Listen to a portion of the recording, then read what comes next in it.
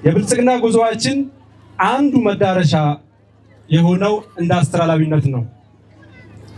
የገጠር ኢንዱስትሪያላዊነት መገለጫ ደግሞ የገጠር ትራንስፎርሜሽን ነው። በገጠር ትራንስፎርሜሽን ቁልፍ ድርሻ የሚወስደው የግብርና ትራንስፎርሜሽን ነው።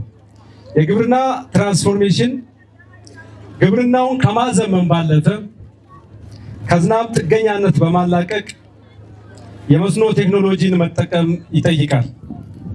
እነሆ ዛሬ የምንመርቀው የሚቶ የኢደነባ መስኖ ፕሮጀክት ለምንለው የግብርና እና የገጠር ትራንስፎርሜሽን አንድ ማሳያ ይሆናል።